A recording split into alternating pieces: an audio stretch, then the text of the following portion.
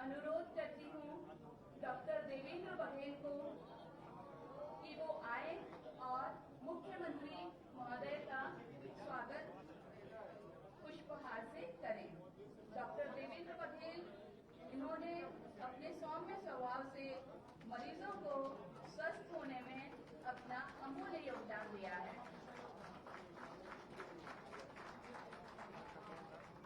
चिकित्सालय के सफाई मित्र पप्पू भैया, उनसे अनुरोध है कि वे आए और माननीय सुरेश जी, सोनी जी का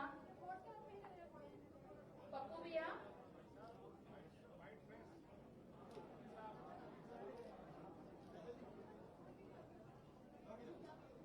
ये यहाँ के सुरक्षा मित्र हैं और पूरी निपुणता के साथ आप आए और माननीय सुरेश जी, सोनी जी का पुष्पहार से स्वागत करें। आप पूरी निपुणता के साथ अपने चिकित्सालय की आप स्वच्छता प्रदान करते हैं और स्वच्छता और स्वास्थ्य का गहरा नाता है। आप सम्मान व्रत निवेदन के लिए मैं आमंत्रित करती हूँ डॉक्टर राजकुमार राजौरिया जी को कि आप आए और संस्थान के बारे में सभी को जानकारी दें। डॉक्टर राजौरिया, सभी से आग्रह है कृपया गैलरी खाली कर दें। सभी लोग अपने अपने स्थान पर बैठे, सभी को अच्छे से दर्शन होंगे। सभी लोग कृपया अपने अपने स्थान पर बैठें। डॉक्टर राम कुमार राजौरिया जी आ चुके हैं। वो एक कुशल ख्याति प्राप्त चिकित्सक के साथ साथ कुशल प्रबंधक भी हैं और आरोग्य धाम संचालन समिति में सचिव के दायित्व पर हैं।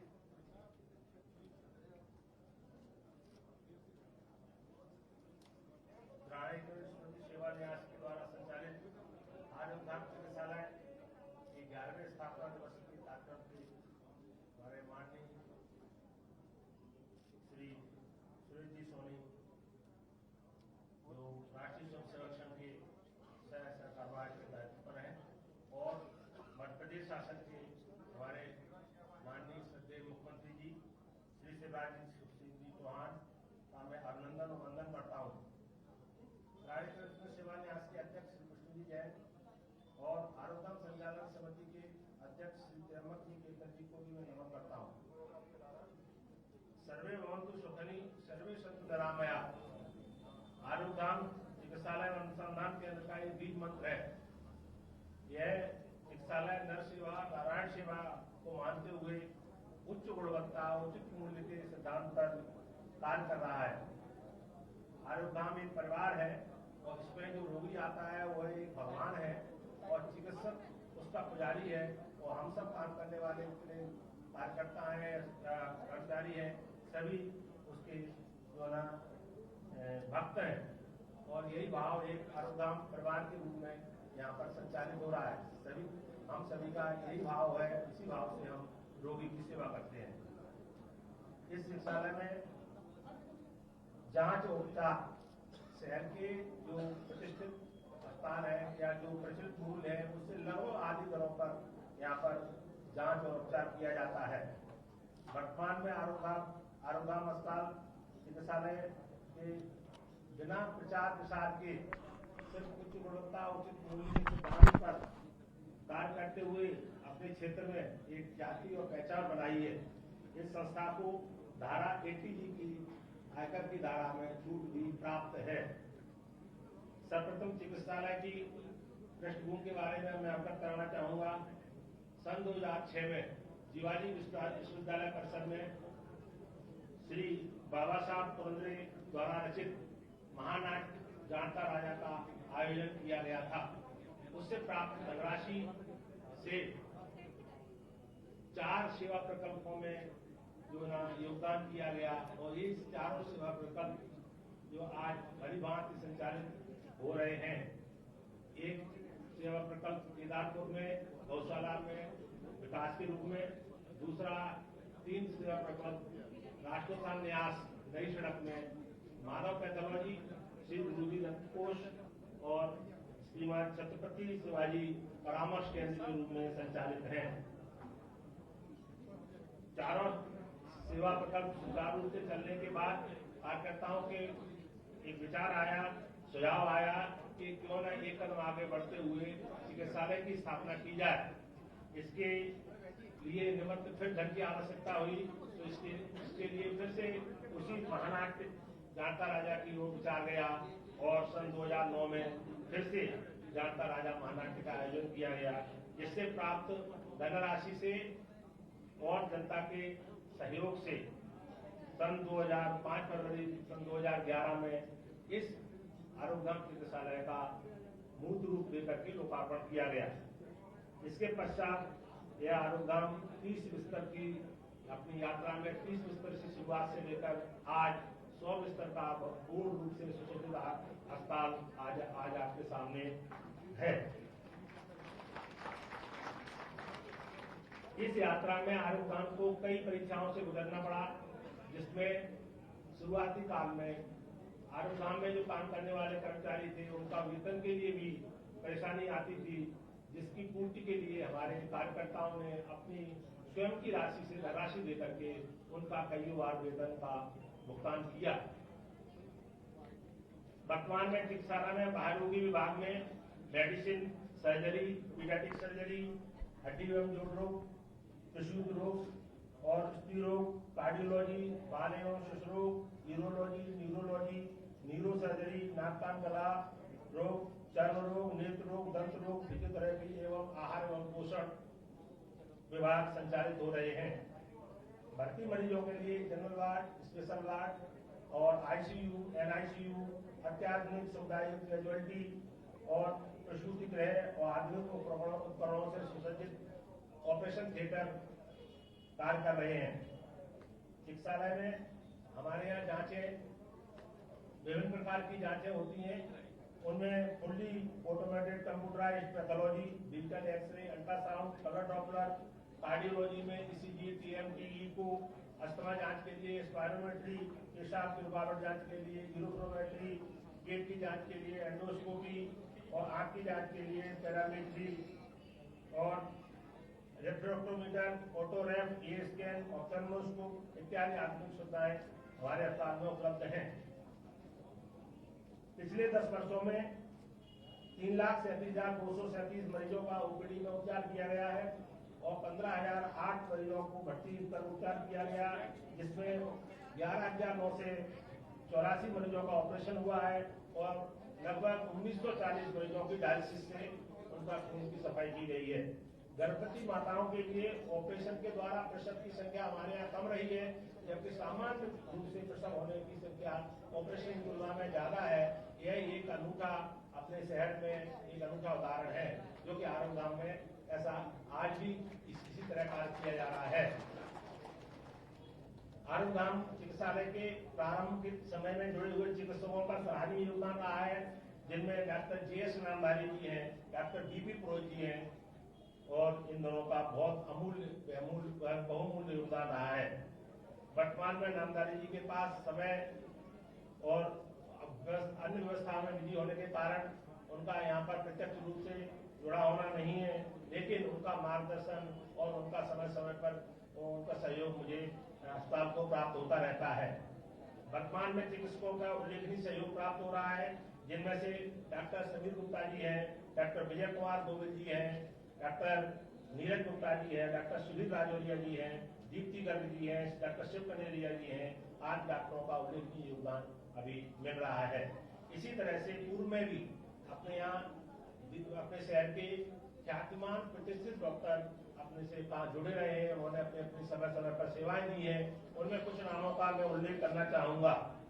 उनमें से डॉक्टर A.G. सिंगलेकर जी हैं, जो कि अपने यहाँ ख्यातिमान पीडियाट्रिशियन है और विभागाध्यक्ष रह चुके हैं अपने मेडिकल कॉलेज के। डॉक्टर श्रीमती शैला सप्रे जी हैं, जो कि पूर्व अधिष्ठाता भी रही हैं और गायनेकोलॉजिस्ट हैं। Doctor S.R. अग्रवाल जी हैं, जो कि ENT स्पेशलिस्ट हैं और अपने पूर्व अधिष्ठाता भी रह चुके हैं। इसी तरह डॉक्टर अमृता मल्होत्रा जी हैं, वो भी पूर्व अधिष्ठाता रह चुकी हैं मेडिकल कॉलेज DRMC की। और डॉक्टर रविंद्र सिंह जी भदौरिया पीडियाट्रिशियन हैं, डॉक्टर उषा घाटगे, डॉक्टर सुखदेव माखीजा आदि का सराहनीय सहयोग प्राप्त हुआ है। आगामी आरोग्यधाम की योजनाओं में ग्वालियर से लगे हुए गांव और ग्वालियर शहर की बस्तियों में अपने यहाँ एक जिस तरह से सैटेलाइट क्लिनिक या ओपीडी चलाए जाने की आगे भावी योजना है, जिनमें भिंड, मुरैना, दतिया, शिवपुरी, डबरा इत्यादि स्थानों पर एक सैटेलाइट आरोग्यधाम की क्लिनिक और ओपीडी चलाई जाए, ऐसा आगे सुझाव और विचार है। ग्वालियर शहर की बस्तियों में और पास लगे हुए गांवों में उन गांवों को गोद लेकर के उन गांवों का स्वास्थ्य की दृष्टि से उन्नयन करना और उनमें बीमारियों को चिन्हित करके उन बीमारियों का उन्मूलन करना, ये भी हमारी भावी योजनाओं में सम्मिलित है। जरूरतमंद चिकित्सा छात्रों को अपने चिकित्सालय परिसर में आवासीय सुविधा निःशुल्क उपलब्ध कराने का भी हमारी भावी योजनाओं में सम्मिलित है। गर्भवती माताओं को अभिमन्यु योजना के तहत उनके घर में पढ़ रहे शिशु का संस्कार शिविर नियमित रूप से लगाया जाना, ये भी एक योजना हमारे भावी योजनाओं में है।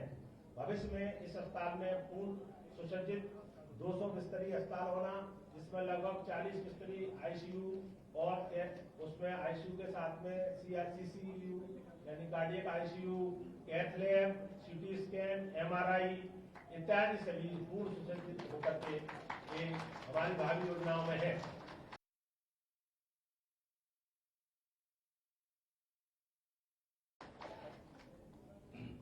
भविष्य में हमारे माननीय प्रदेश के मुख्यमंत्री जी अपने इस हमारे चिकित्सालय में तीसरी बार पधार रहे हैं। प्रथम बार उन्होंने अवसर दिया था जब इसका भूमि पूजन 2010 में किया गया था। उस समय हमारे माननीय मुख्यमंत्री जी ने आके इस भूमि पूजन किया था। समय समय पर उनका सहयोग मिलता रहा है और उसके बाद 5 फरवरी 2011 को हमारे प्रदेश के मुख्यमंत्री जी ने आकर के इसका लोकार्पण कार्यक्रम भी उसमें अपनी उसके कार्यक्रमों से संपन्न हुआ था। और आज फिर जो अपना 11वां स्थापना दिवस का जो समारोह है, इसमें फिर से उपस्थित होकर के अपना समय निकाल करके इसके साक्षी बनने जा रहे हैं। मैं आगे अभी भी उन्होंने आज तक उनका सहयोग मिलता रहा है, सभी आम जनता का सहयोग मिलता रहा है।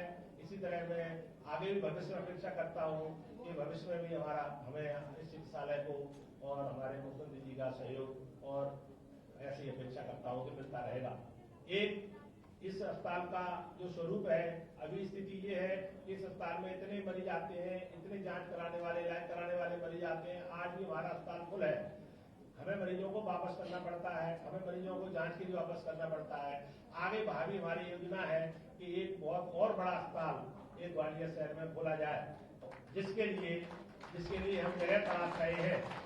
और जगह देखो शायद अगर सहयोग मिला तो एक जगह भी मिल जाएगी और जगह मिलने के बाद हम और इससे बड़ा अस्पताल कि हमारे यहाँ के जो ग्वालियर शहर के लोग हैं अपने इलाज के लिए जांच के लिए दिल्ली जाते हैं, वो परेशान न हो, उनको इसी शहर में उसी तरह की सुविधाएं उसी तरह का इलाज उपलब्ध हो।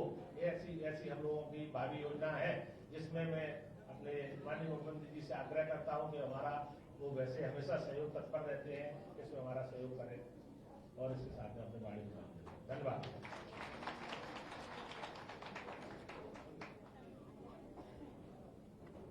धन्यवाद डॉक्टर राजौरिया जी।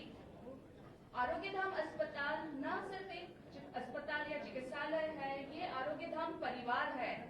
राखी के दिन यहाँ सभी मरीजों को रक्षा सूत्र बांधे जाते हैं, होली में होली मिलन रहता है, सभी राष्ट्रीय कार्यक्रम पूरे हर्षोल्लास के साथ मनाए जाते हैं। और आरोग्यधाम अस्पताल जो कि दानदाताओं के द्वारा ही तैयार हुआ है, लोगों का है, आपका अपना है, तो जो इसके सहयोगी रहे हैं, चाहे वो दानदाता हो, चाहे चिकित्सक हो, चाहे इसके निर्माण कार्य में सहयोगी हो, तो उनका हम सम्मान करते हैं। तो सबसे पहले मैं सम्मान के लिए बुलाना चाहूंगी डॉक्टर दिनेश भुरानी जी को और हमारे मुख्य अतिथि महोदय एवं कार्यक्रम की अध्यक्षता कर रहे हमारे सुरेश जी सोनी जी से अनुरोध है कि वे शॉल, श्रीफल, स्मृति चिन्ह और प्रशस्ति पत्र देकर उनका सम्मान करें।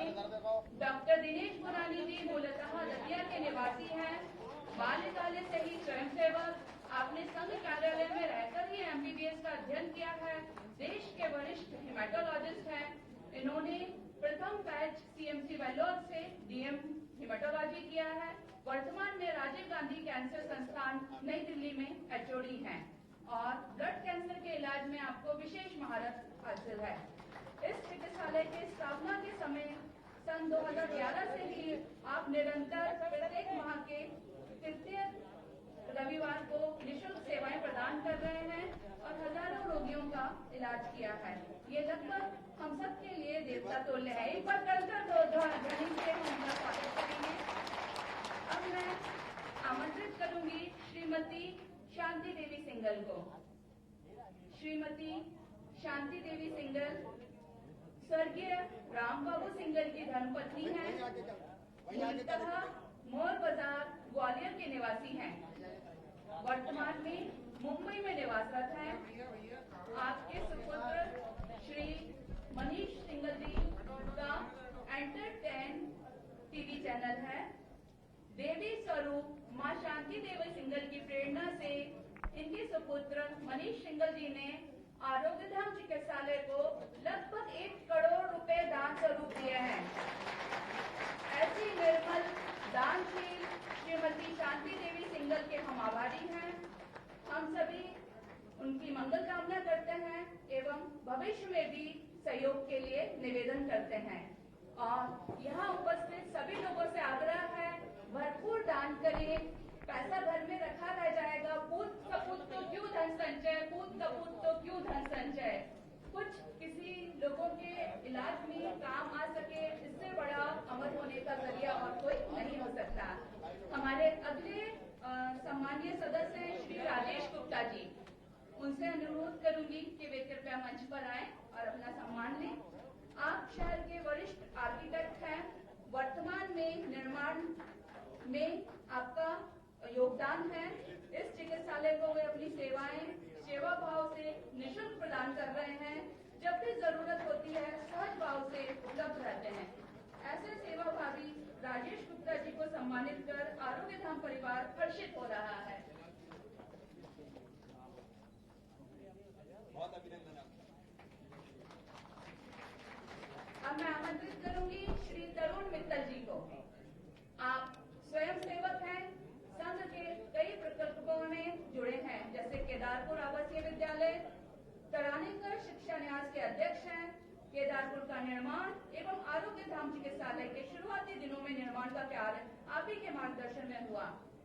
आपका पूरा सहयोग सेवा भाव से निःशुल्क रहता है। शहर के माने हुए आर्किटेक्ट, सरल स्वभाव के धनी श्री तरुण मित्तल जी का सम्मान कर आरोग्य धाम परिवार अनुग्रहित है। चिकित्सालय सिर्फ 4 दीवारी से नहीं बनता, उसमें प्राण प्रतिष्ठा करने वाले डॉक्टर बद्री प्रसाद पुरोहित को आरोग्य धाम परिवार हृदय से याद करता है। डॉक्टर बद्री प्रसाद पुरोहित वरिष्ठ स्त्री रोग विशेषज्ञ थे। उन्होंने अपना निजी चिकित्सालय बंद करके अपने पूरे उपकरण इस चिकित्सालय को दान दिया और अपना पूरा समय भी सेवा भाव से समर्पित किया। सन 2015 में वे परमात्मा में विलीन हो गए। हम उन्हें श्रद्धांजलि अर्पण करते हैं। ऐसे ही इस चिकित्सालय के संस्थापक सदस्य डॉक्टर जगजीत सिंह नामधारी सर हैं। भूमि पूजन से अस्पताल निर्माण तक उनका अहम रोल रहा है। वो एक ख्याति प्राप्त डॉक्टर और स्वयंसेवक हैं। उनको भी हम नमन करते हैं। ओम जी वाजपेयी का नाम लिए बिना हम सम्मान हमारा अधूरा रहेगा। ओम जी वाजपेयी सेवा भावी सेवा भारती से जुड़े रहे हैं। अनेक सेवा भावियों को उन्होंने आरोग्य धाम से जोड़ा।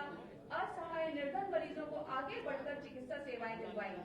सरल मृदभाषी सेवा भावी व्यक्तित्व का परमात्मा से मिलन कुछ वर्ष पूर्व हो गया। आरोग्य धाम परिवार दिवंगत आत्मा को नमन करता है।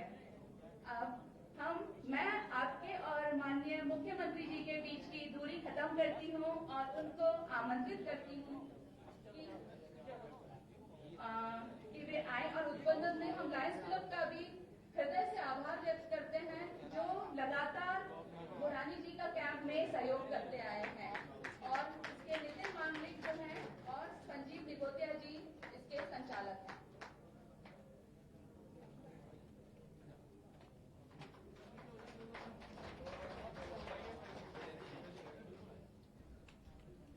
बोलिए भारत माता की, भगवान धन्वंतरी की। आज जिनका मार्गदर्शन सुनने हम सब आए हैं, हम सबके श्रद्धेय आदरणीय सुरेश जी सोनी भाई साहब,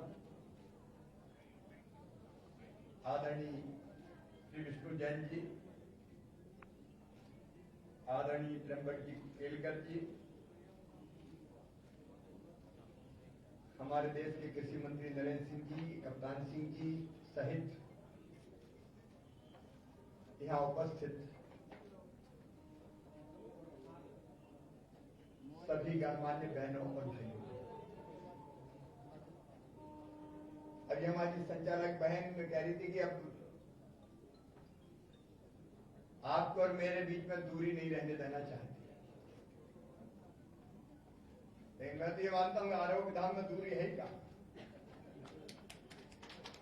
यहां तो सब एक ही है। ये भारत का जो सोच है, मूल सोच, परहित सरस धर्म नहीं भाई, ये हमारे देश का मूल सोच है।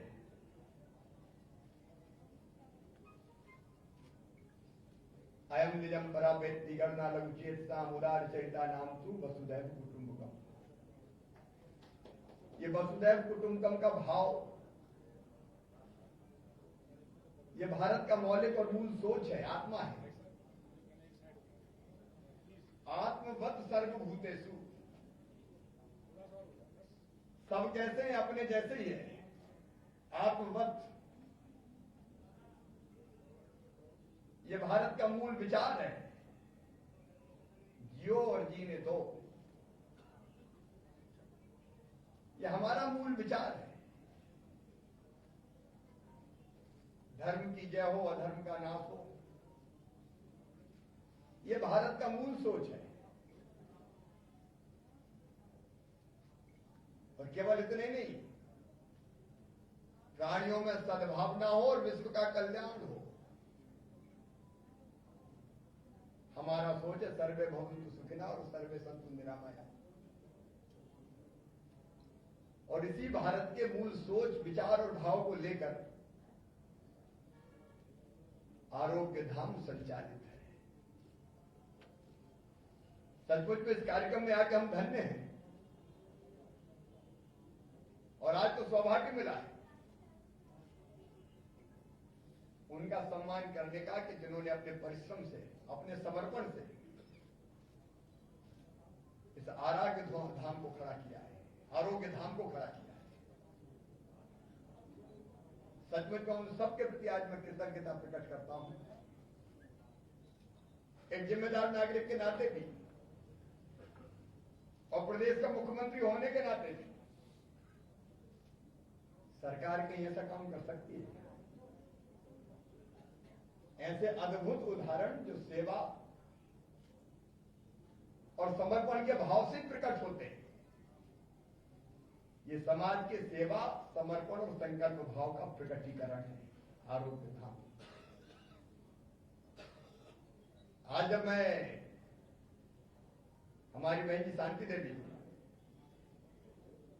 मतलब 1 करोड़ रुपए का दान दिया, ऐसे कितने लोग हैं जिन्होंने दान दिया है? धन की अपनी महत्ता है, लेकिन धन के साथ साथ समर्पण से काम करने वाले कार्यकर्ता चाहिए। और आज जिनका हमने सम्मान किया, उनको सम्मानित करके हमने अपने आप को धन्य किया है। मैं सचमुच सेवा की इस भावना को प्रणाम करता हूं। देखते ही देखते जानता राजा से सफर शुरू हुआ। पहले सेवा के कुछ और प्रकल्प बने और फिर आरोग्य धाम ने यहां ये साकार रूप धारण किया। वैसे इससे महत्वपूर्ण काम कुछ होता नहीं है। पहला सुख निरोगी काया। अभी कोरोना ने तो और बता दिया कि जब बीमार होते हैं तो हालत क्या होती है। और दूसरी बात यह है कि ये शरीर ही तो है जिससे हम सारे बड़े काम करते हैं। शरीरम आध्यम खलु धर्म साधनम। शरीर चाहिए लेकिन स्वस्थ चाहिए, और शरीर स्वस्थ रहे इसके उपाय भी, और बीमार हो जाए तो स्वस्थ करने के उपाय भी। और जिस भाव से आरोग्य धाम काम कर रहा है, आने वाला कोई बोझ नहीं है हमारे ऊपर। पेशेंट आ गया तो सेवा करनी पड़ेगी। और कई बार जिस भाव से सरकारी अस्पतालों में सेवा होती है वो सेवा से ज्यादा तकलीफ पैदा कर देती है। लेकिन यहां तो आने वाले को भगवान माना जाता है, और भगवान केवल शब्दों से नहीं भाव से माना जाता है। कहने को तो हर कोई कहते कि ये तो मेरे लिए भगवान है। नर सेवा नारायण सेवा का साकार रूप। और इसलिए मैं उन सब भाई और बहनों को, डॉक्टर्स को, पैरामेडिकल स्टाफ को, सेवा में मिले कार्यकर्ता भाइयों को, बहनों को सचमुच में हृदय से धन्यवाद देता हूं। अब सरकार का भी लक्ष्य है। अब हमने केंद्रीय बजट में देखा स्वास्थ्य के लिए, स्वास्थ्य को जो महत्व दिया गया है। मध्य प्रदेश में भी हमने आत्मनिर्भर मध्य प्रदेश, प्रधानमंत्री जी ने कहा कि आत्मनिर्भर भारत, तो हमने कहा आत्मनिर्भर भारत के लिए आत्मनिर्भर मध्य प्रदेश, और उसकी पूरी रूपरेखा तैयार की, पूरा प्रारूप बनाया। उसमें अधोसंरचना का अपना महत्व है। आज ग्वालियर भी आए तो कई तरह के काम हम लोगों ने सोचे और तय किए।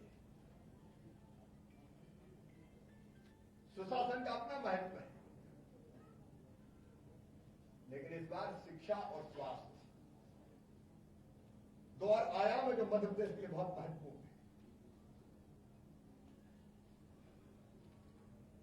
और इसलिए हमारा फोकस दोनों पे है। और जब हम स्वास्थ्य की बात करते हैं तो सरकारी स्वास्थ्य सेवाओं में भी सुधार, उसमें भी कसर नहीं छोड़ेंगे। लेकिन सरकारी स्वास्थ्य सेवाओं के साथ साथ मैं निजी क्षेत्र नहीं कहूंगा, निजी क्षेत्र का भी अपना महत्व है, लेकिन सेवा के क्षेत्र में जो संस्थान काम कर रहे हैं उनके साथ मिलकर भी हम स्वास्थ्य सुविधाओं का विस्तार करना चाहते हैं। और जिस तरह के भाव का प्रकटीकरण अभी हुआ है, सरकारी अस्पतालों का अपना काम है, उनको ठीक करने की कोशिश हो रही है लगातार। प्राइवेट अस्पताल में जाओ तो वहां के रेट भारी भरकम होते हैं। कई बार आम आदमी दे नहीं सकता। आरोग्य धाम में तो चमत्कार हो गया। यहां बाजार मूल्य से आधी दरों पर स्वास्थ्य सेवाएं आम आदमी को उपलब्ध कराई जाती है। अब बीमार अगर हो जाए तो शरीर तो टूटता ही है, लेकिन कई बार परिवार की आर्थिक हालत भी बिगड़ जाती है। लाख 2 लाख रुपया कर्जा लेना पड़ा तो फिर परिवार की क्या स्थिति होती है, गरीब हो, लोअर मिडिल क्लास हो, मिडिल क्लास हो। वैसे में ऐसी स्वास्थ्य सेवाएं उपलब्ध कराना जो बाजार मूल्य से आधी हो,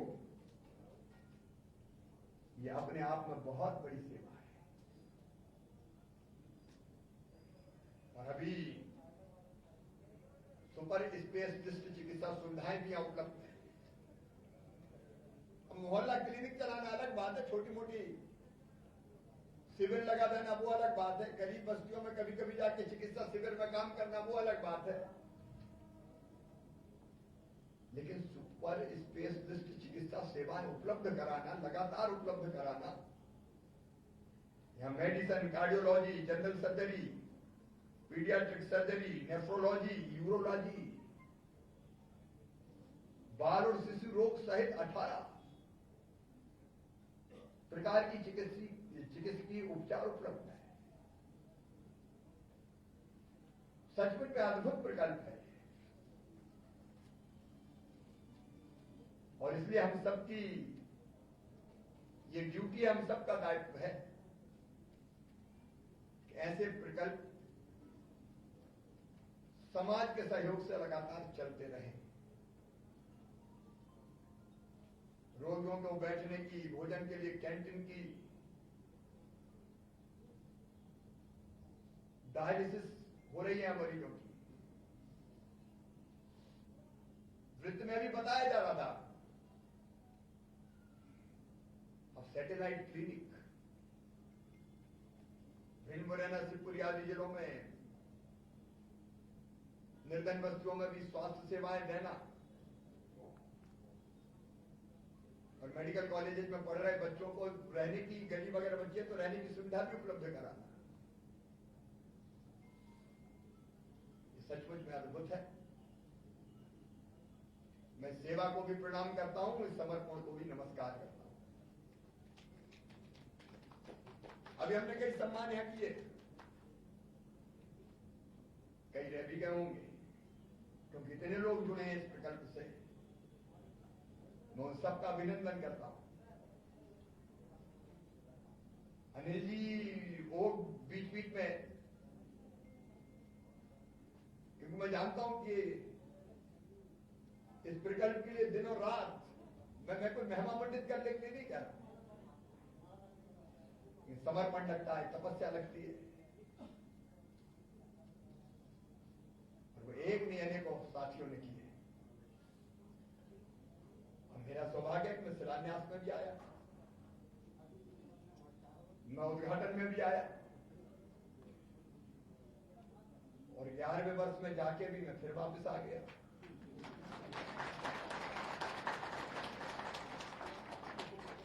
और मुझे विश्वास है कि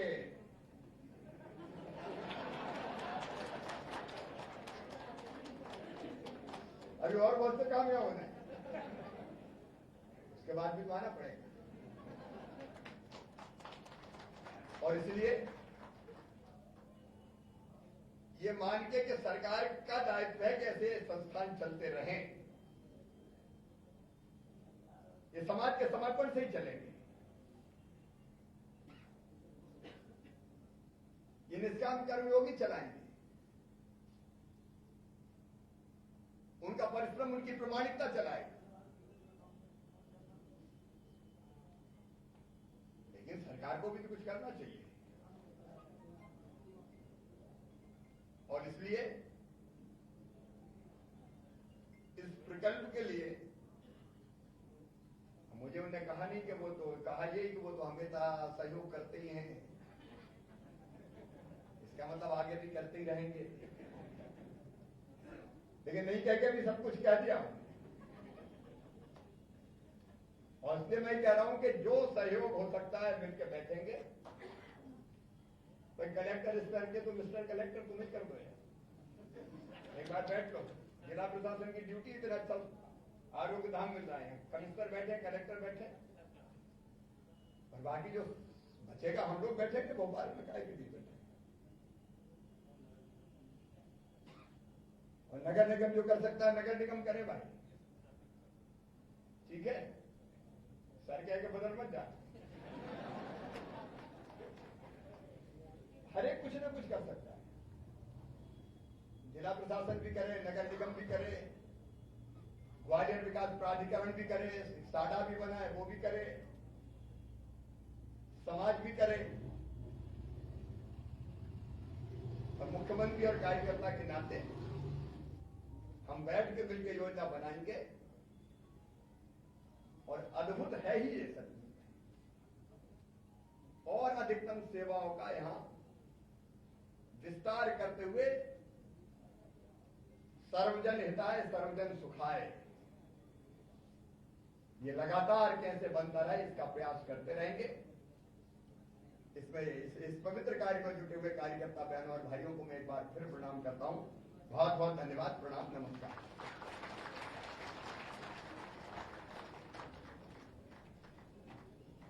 माननीय मुख्यमंत्री जी का मैं बहुत बहुत हृदय से धन्यवाद देती हूँ। उन्होंने सेवा और समर्पण की जो भावना यहाँ पर है उसको सबके बीच में एक तरीके से हमें सबको सम्मानित करके उन्होंने हम लोगों का मनोबल बहुत बढ़ाया है।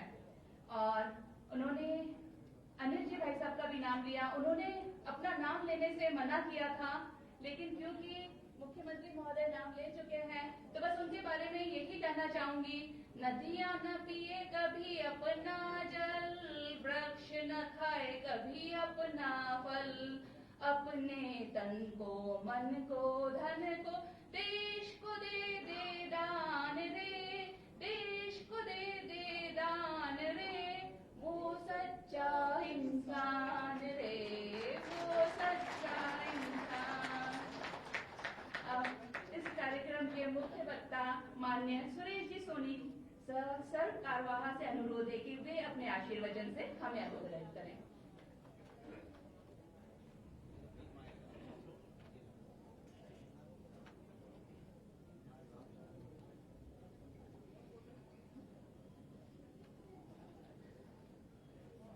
तरानगर स्मृति सेवा न्यास के द्वारा संचालित आरोग्य धाम प्रकल्प के 10 वर्ष पूर्ण हुए और 11वें वर्ष के प्रवेश के समय 10 वर्ष की यात्रा की पूर्णाहुति के लिए आयोजित आज के कार्यक्रम के मुख्य अतिथि मध्य प्रदेश के यशस्वी मुख्यमंत्री शिवराज सिंह जी, इस न्यास के अध्यक्ष विष्णु जी, समिति के अध्यक्ष त्र्यंबक जी, भारत सरकार के केंद्रीय मंत्री नरेंद्र सिंह जी, राज्य सरकार के अन्य मंत्री और इस प्रकल्प के साथ जुड़े हुए ग्वालियर नगर के आसपास के सभी आदरणीय बहनों तथा भाइयों,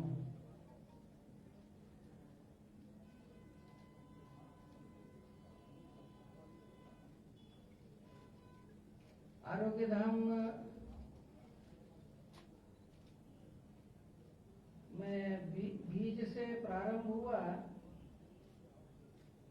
अभी पौधा बना है,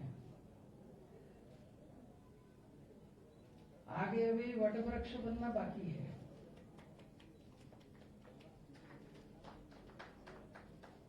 लेकिन जो भी हमने सुना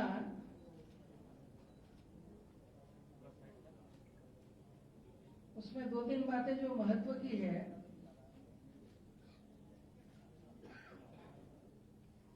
एक आया कि यह प्रकल्प चालू हुआ तो सेवा भाव से, तो इसको हमने मंदिर माना।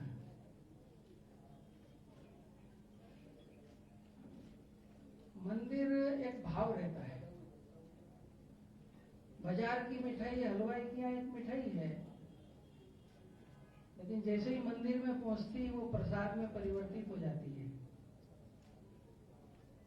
जल साधारण जल रहता है, लेकिन मूर्ति के चरण का स्पर्श करता है तो चरणामृत बन जाता है। वस्तु वही रहती है, भाव बदल जाता है। तो मूर्ति के मंदिर तो बहुत हैं, और जिन भवनों के अंदर आने वाले व्यक्ति को ही भगवान मान करके उसकी जो सेवा पूजा का भाव होने के कारण कहा कि आरोग्य धाम ये केवल एक अस्पताल नहीं है, एक मंदिर भी है। दूसरी जो बात है कि आधे मूल्य पर चिकित्सा। वैसे भारत की तो मूल परंपरा ये रही कि प्राचीन काल में शिक्षा और स्वास्थ्य ये दोनों निशुल्क थे।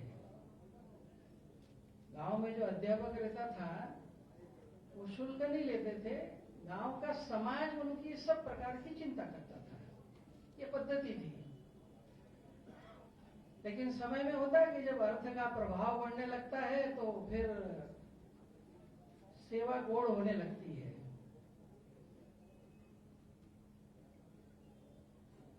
तो ऐसा भी कालखंड आया, और इसलिए उस जमाने के अंदर संस्कृत में एक विचित्र सुभाषित बना, वैद्य प्राण को देने वाला रहता है, लेकिन वो विनोद में एक सुभाषित बना कि वैद्यराज नमोस्तुभ्यम यमराज सहोदरा। वैद्यराज आपको नमस्कार है, आप यमराज के भाई हैं और यमराज से भी आप विशेष हैं। तो आगे कहा यमस्तु हरंति प्राणानि, यम तो खाली प्राण लेता है, और वैद्य प्राण धनानि च, वैद्य प्राण भी लेता है, धन भी ले लेता है। तो एक दृष्टि से पूर्ण रूप से निशुल्क सेवा के लिए समर्पित ऐसे भी लोग रहते हैं। तो दूसरी तरफ जब अर्थ का महत्व बढ़ता है तो यहाँ वर्णन करने की आवश्यकता नहीं, लेकिन सब लोग जानते हैं कि जरूरत न होने पर भी मरीज को अधिक धन रखना, जरूरत न होने की भी जांचें कराना, जांचों की जो कीमत है वो अत्यधिक बढ़ा के करना, और उस सब के अंदर फिर वो जो परिस्थिति उत्पन्न होती है। और इसलिए कहते हैं कि आज देश में जो बड़ी चुनौती है कि शिक्षा और स्वास्थ्य दोनों क्षेत्रों के अंदर जो व्यवसायीकरण का प्रभुत्व बढ़ रहा है, बिना धन के चल नहीं सकता, इसमें कोई तोहमत नहीं है। ऐसे समय के अंदर समाज के सामने कुछ इस प्रकार के मॉडल खड़े होना ये अपने आप में एक प्रेरणा का एक विषय है। इस यात्रा के अंदर यहाँ तक यात्रा करते हुए आए हैं, और आने वाले समय के अंदर कुछ और भी चीजों के संदर्भ में विचार करने की आवश्यकता लगती है। और ये वैश्विक जो महामारी दुनिया के अंदर आई, इस महामारी ने सारी दुनिया को एक आत्मचिंतन के लिए प्रवृत्त किया है। और इसमें से एक बात जो उभर करके आई है धीरे धीरे, कि व्यक्ति थोड़ा सजग भी हुआ है, सचेत भी हुआ है, और ये एक ऐसा अवसर है जिसके संदर्भ में और जितने भी स्वास्थ्य के केंद्र हैं वे केवल चिकित्सा, रोगी होने पर व्यक्ति आता है और हम उसकी चिकित्सा करते हैं, यहीं तक सीमित न रहते हुए रोग हो ही नहीं इसके लिए जो एक अवेयरनेस चाहिए, उसके लिए जो एक चाहिए, उस दृष्टि से भी जन जागृति करने वाले, प्रेरणा देने वाले, मार्गदर्शन करने वाले इस प्रकार के इन केंद्रों का आने वाले समय में स्वरूप होने की आवश्यकता है। आयुर्वेद में कहते हैं कि औषधि का महत्व तो बहुत बात का है, उसके पहले महत्व है आहार और विहार का। और इसलिए आयुर्वेद में एक श्लोक चलता है जिसमें कहते हैं कि जो आहार विहार का ठीक से पालन करता है उसको औषधि की क्या जरूरत है, और दूसरा कहते हैं कि जो आहार विहार का पालन नहीं करता है उसको भी औषधि की क्या जरूरत है, क्योंकि मतलब ही नहीं रहेगा उसका कुछ। और इसलिए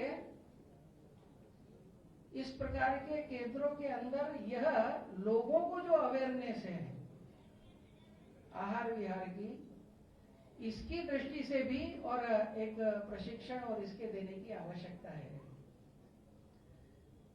इसके साथ साथ एक और भी विचार करने की जरूरत है। आजकल सारी दुनिया में चला है, एक समय में चलता था कि सिर दर्द हुआ तो एनासिन की गोली दे दो, सेरिडोन की गोली दे दो। अब सारी दुनिया में ध्यान में आ रहा है कि हर व्यक्ति एक अलग टाइप है, और इसलिए जनरल मेडिसिन हर एक के लिए नहीं हो सकती। और इसलिए एक नया कॉन्सेप्ट दुनिया में धीरे धीरे एलोपैथी के फील्ड में डेवलप हो रहा है कि पर्सनलाइज्ड मेडिसिन, हर व्यक्ति एक यूनिक है, और यूनिक है तो उसको कौन सा सूट होगा। और दूसरी भी एक इसके साथ में बात आ रही है आजकल कि अभी तक तो सोचते थे कि केवल फिजिकली स्वास्थ्य खराब होता है, लेकिन अब ध्यान में आता है कि अगर मन में द्वंद्व है तो उसका शरीर पे असर पड़ता है।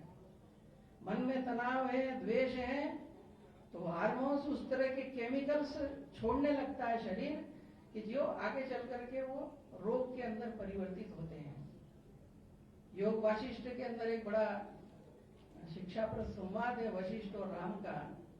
तो अपने यहाँ दो शब्द चलते थे प्राचीन काल में, एक था आदि और दूसरा था व्याधि।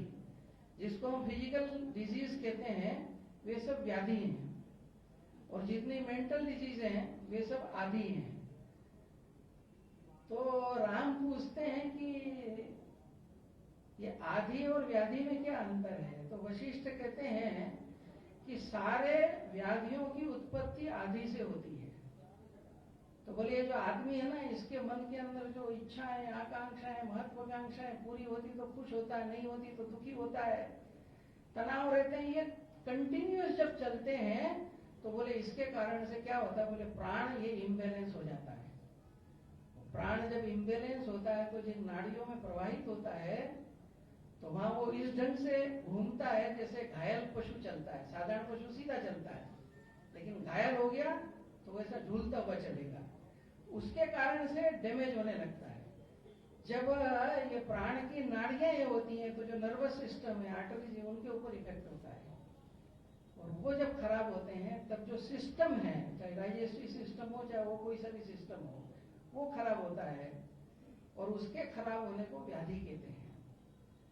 और इसलिए चल रहा है कि आजकल एक टोटल हेल्थ, आजकल अमेरिका वगैरह के अंदर दीपक चोपड़ा वगैरह जो है, परफेक्ट हेल्थ, क्वांटम हीलिंग, बहुत सारी बातें चल रही हैं कि एक दृष्टि से हमको, और ये इलाज करते समय ये शरीर का इलाज है, इसके साथ आहार विहार है, और इसके साथ साथ यह जो मन के अंदर का भी विषय है।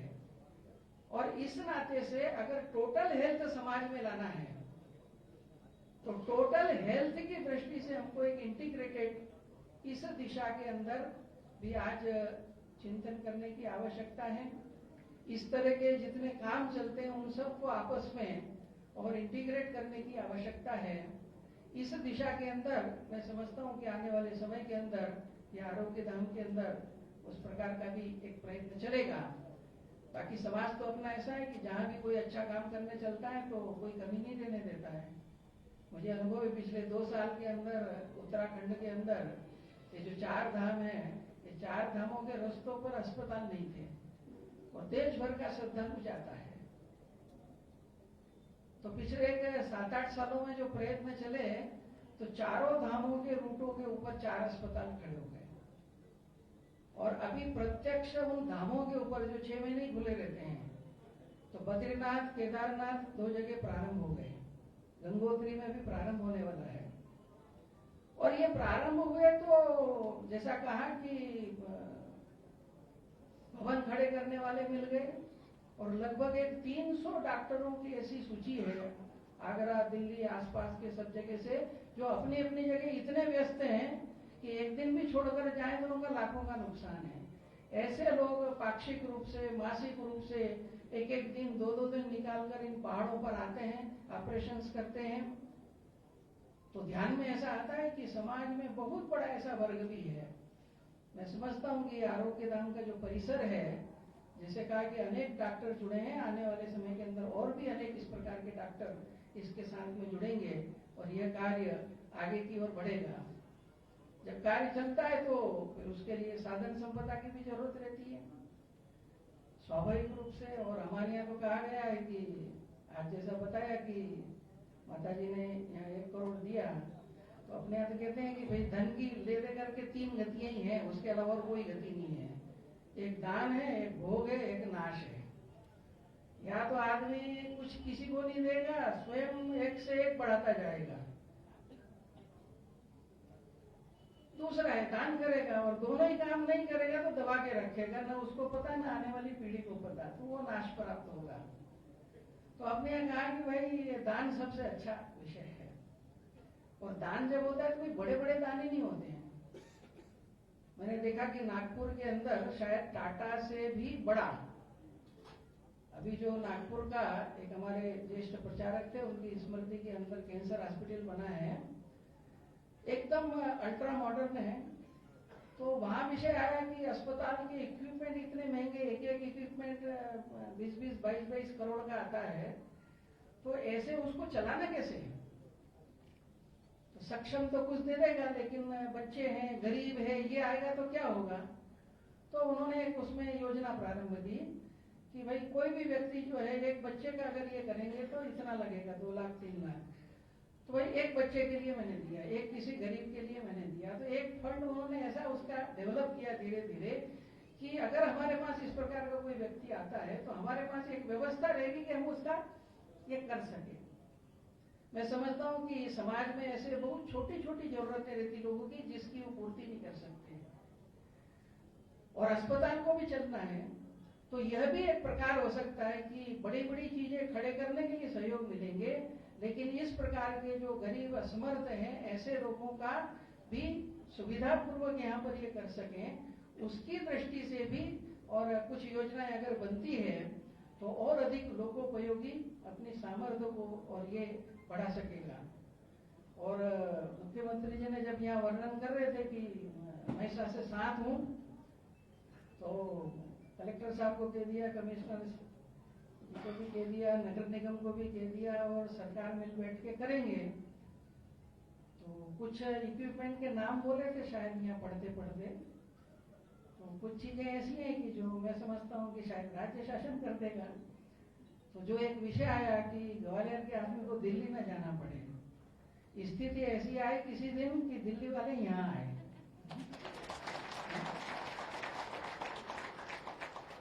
क्योंकि ये जो इलाज है ना, आप कहीं भी देखेंगे, किसी भी जगह, बड़े से बड़ा उद्योगपति हॉस्पिटल तो बहुत बड़ा बना सकता है, इक्विपमेंट एकदम अल्ट्रा मॉडर्न ला सकता है, लेकिन चला नहीं सकता उसको, क्योंकि हॉस्पिटल चलता है डॉक्टर के कारण।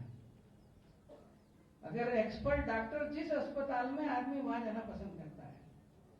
और समाज के ऐसे अच्छे डॉक्टर्स, बुरानी का नाम लिया, इनका भी बड़ा नाम है आजकल कैंसर के फील्ड में, तो अच्छे डॉक्टर्स सेवा भाव से यहाँ जुड़ते हैं, तो यहाँ ऐसी स्थिति उत्पन्न होना कठिन नहीं है। तो मैं समझता हूँ कि ये पौधा बना है, आगे ये वटवृक्ष बनेगा। और अभी तक जितना वर्णन हुआ कि सभी प्रकार के लोग, सेवा कर्मी से लेकर, डॉक्टर से लेकर, पैरामेडिकल फोर्स के लोगों से लेकर, निर्माण कार्य से लेकर और सर्व सामान्य समाज तक, सब मिलकर के और इस कार्य को आगे की ओर बढ़ा रहे हैं।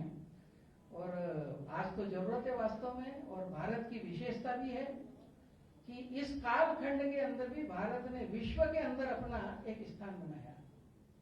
मुझे बीच में अभी डॉक्टर हर्षवर्धन मिले थे, भारत सरकार के स्वास्थ्य मंत्री। तो जब कोरोना प्रारंभ हुआ तो उस समय कोरोना की जो जांच है, जांच के बाद उसको एनालिसिस करना, तो उसकी एक भी लैब नहीं थी अपने यहाँ, वो बाहर भेजना पड़ता था। और आज इस 1 साल के अंदर 2500 से ज्यादा लैब खड़ी हो गई भारत के अंदर। ये अपनी ताकत है। ये जितने किट हैं, मास्क हैं, ये होते नहीं थे अपने यहाँ। आज इतने बड़े प्रमाण के अंदर इतने लोगों ने और इस विषय के अंदर ये किया कि आज हम एक्सपोर्ट कर रहे हैं। और जहां तक वैक्सीन का प्रश्न है, यद्यपि दबाव था, ये ठीक है, लेकिन जो वैक्सीन बनी है हमारे यहाँ की, जो कोवैक्सीन बनी है, वो तो कोरोना के किल वायरस के बेस पर बनी है। और अभी तक जितने लगे हैं उसमें बिल्कुल नॉमिनल, रेयर थोड़ा बहुत कहीं सिर दर्द वगैरह हुआ होगा। और इतने ही नहीं, तो चूंकि हर्षवर्धन जी बीच में अभी WHO के भी प्रमुख थे, तो सारे देशों के अंदर भी जो विश्वास है, वैक्सीन तो अमेरिका ने भी बनाई, वैक्सीन चीन ने भी बनाई है, वैक्सीन इंग्लैंड ने भी बनाई है, लेकिन देशों का जो विश्वास है वो विश्वास भारत के ऊपर है। और भारत कोई ऐसा अमीर देश नहीं, अमेरिका जैसा या यूरोप जैसा, लेकिन भारत की जो उदारता है, भारत की मेडिकल सेवाएं तो वैसे भी विश्व में प्रसिद्ध थी कि आज अपनी यहाँ इतनी बड़ी जनसंख्या ये होते हुए भी पड़ोसी देशों को निःशुल्क वैक्सीन उपलब्ध कराया। इसके कारण ब्राजील के राष्ट्रपति ने, तो आपने पढ़ाई है कि जब वैक्सीन उनको मिला है तो उन्होंने तुलना की, हनुमान जी संजीवनी बूटी लेकर द्रोणाचल पर्वत लेके जैसे आ रहे, उसको ऑफिशियली हमने अपने ट्वीट के ऊपर डाल करके किया। तो एक तरह से आज विश्व के और लगभग 100 देशों को भारत जो है वो वैक्सीन सप्लाई कर रहा है। परंतु जो मैंने कहा कि निःशुल्क देना, कम कीमत पर देना, भारत के भी सभी लोगों को तो जो बजट में प्रावधान किया, ये भारत का जो मूल स्वभाव है कि व्यक्ति के जीवन के अंदर उसको योग्य बनना है तो शरीर स्वस्थ रहना है, और दूसरा उसको स्वावलंबी बनना है तो शिक्षा ठीक होनी है। और इसलिए जो 2 फील्ड हैं, शिक्षा और स्वास्थ्य, तो मध्य प्रदेश शासन का मैं साधुवाद तो बाद में करूंगा, लेकिन जो प्रायोरिटी पर इस बार लिया है कि शिक्षा और स्वास्थ्य, ये 2 फील्ड को और हम अच्छा करेंगे। मैं समझता हूँ आने वाले समय के अंदर सरकारी अस्पताल भी सक्षम होंगे, संवेदनशील होंगे, और समाज के सहयोग से चलने वाले सारे कार्यों का के साथ में और शासन और प्रशासन का पूर्ण सहयोग रहेगा। दोनों मिलकर के जन स्वास्थ्य को एक नई ऊंचाइयों तक एक पूर्ण स्वास्थ्य की ओर ले जाने में सक्षम होंगे, और उस कार्य के अंदर ये आरोग्य धाम आने वाले समय के अंदर यशस्वी हो, इसी प्रकार की शुभकामनाएं देते हुए आप सबका धन्यवाद करते हुए मैं अपनी वाणी को विराम देता हूं। बहुत बहुत धन्यवाद माननीय सुरेश जी सोनी जी। आपने बीज से प्रारंभ होकर वट वृक्ष बनने का जो हमारा आरोग्य धाम का सपना है, वो सब हम सबको अब साकार होता हुआ दिख रहा है। आहार विहार आदि व्याधि और टोटल हेल्थ पे बहुत अच्छे से आपने हम सबको मार्गदर्शन दिया, और इस पर हम खरे उतरने की पूरी कोशिश करेंगे। अब समय क्योंकि कम है तो मैं हमारे जो मुख्य अतिथि हैं और मुख्य वक्ता हैं उनको स्मृति चिन्ह देने के लिए आमंत्रित करूंगी। हमारी नर्सिंग इंचार्ज सिस्टर सुजा आए और वे कार्यक्रम की अध्यक्षता कर रहे हमारे मुख्य वक्ता श्री सुरेश जी सोनी जी को स्मृति चिन्ह प्रदान कर ये सुजा सरल स्वभाव से मरीजों के प्रति समर्पित स्टाफ नर्स हैं। 24 घंटे अपनी सेवाएं सेवा भाव से प्रदान करती हैं। अब मैं हमारे मुख्य अतिथि और हम सबके प्रिय माननीय मुख्यमंत्री जी को स्मृति चिन्ह देने के लिए बुलाना चाहूंगी। सरिता, जो कि यहाँ की सपोर्ट स्टाफ है और बहुत ही सरल, ईमानदार, अनुशासित, कर्तव्यनिष्ठ है। आरोग्यधाम परिवार के प्रत्येक चिकित्सक, कर्मचारी एवं संचालन समिति के सदस्यों द्वारा सम्मान हमारे अतिथि महोदय स्वीकार करें। कार्यक्रम लगभग अब अंत की ओर आ रहा है। स्वल्पाहार की भी व्यवस्था है लिफ्ट के पास, और लेकिन अभी कुछ औपचारिकताएं बाकी हैं। आभार के लिए मैं श्री अजय सिंगल जी को आमंत्रित करूंगी, और उसके बाद वंदे मातरम गान भी होगा जो श्री पीयूष तांबे जी के द्वारा रहेगा। तो मैं श्री अजय सिंगल जी को आमंत्रित करती हूँ कि वे आए। वे शहर के वरिष्ठ ख्याति प्राप्त सीए हैं, आरोग्य धाम में निःशुल्क सेवाएं दे रहे हैं। आप संचालन समिति में सम्मानीय सदस्य हैं। संस्था को एक तेजी प्रदान कराने में बहुमूल्य उन्होंने योगदान दिया है। तो मैं बुलाना चाहूंगी अजय सिंगल जी को। धन्यवाद।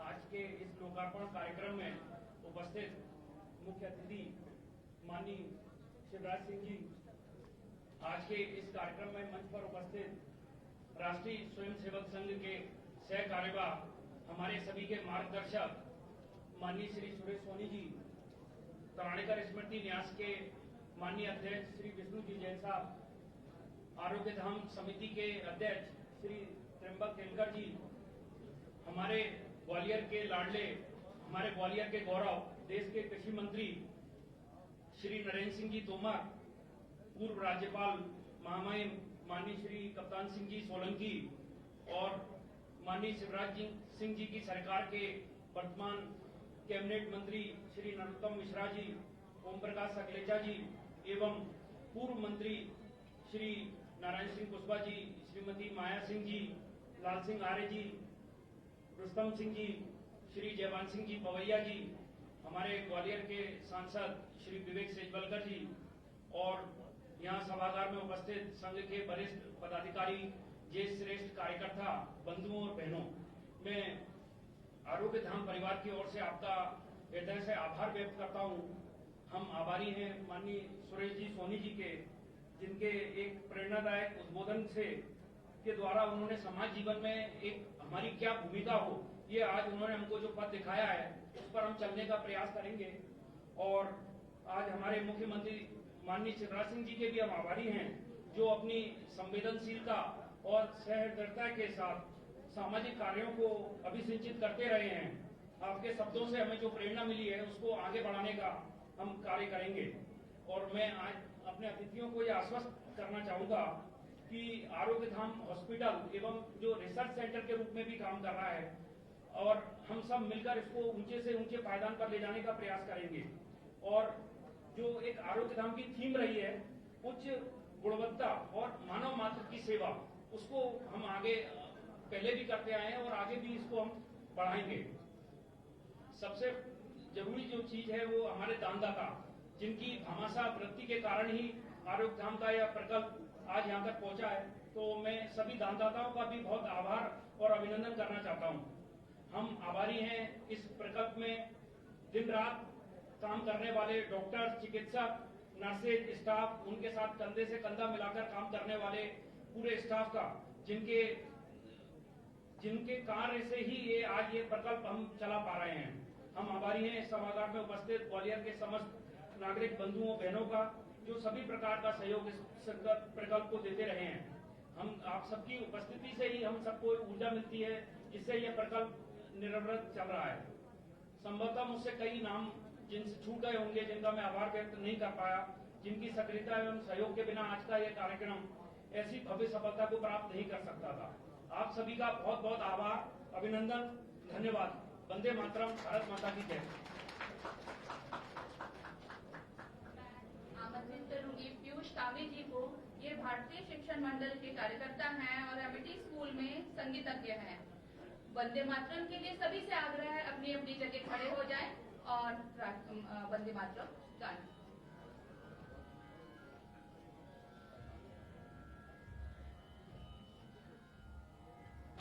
वन्दे मातरम् वन्दे मातरम् सुजलां सुफलां मलयज शीतलां शस्य श्यामलां मातरम् वन्दे मातरम् शुभ्रज्योत्स्नां पुलकितयामिनीं फुल्लकुसुमितद्रुमदलशोभिनीं सुहासिनीं सुमधुरभाषिणीं सुखदां वरदां मातरम् वन्दे मातरम् कोटि कोटि कंठ कलकलनिनाद कराले कोटि कोटि भुजैर्धृत खर करवाले अबला के नमाये तो बले बहुबल धारिणीं नमामि तारिणीं रिपुदल वारिणीं मातरम् वन्दे मातरम् तुमि विद्या तुम्हि धर्म तुम्हि रिद्धि तुम्हि मर्म त्वं हि प्राणा शरीरे बाहुते तुम्हि मा शक्ति हृदये तुम्हि मा भक्ति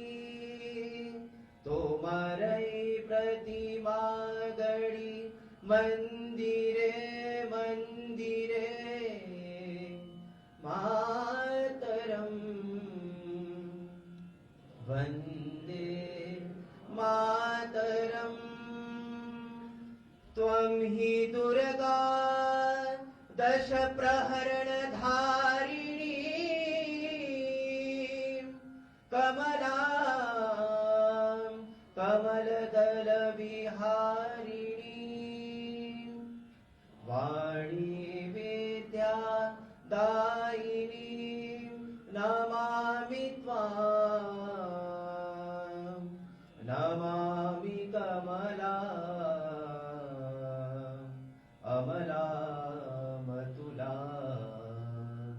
सुजलां सुफलां मातरं वन्दे मातरम् श्यामलां सरलां सुस्मितां भूषितां धरणीं भरणीं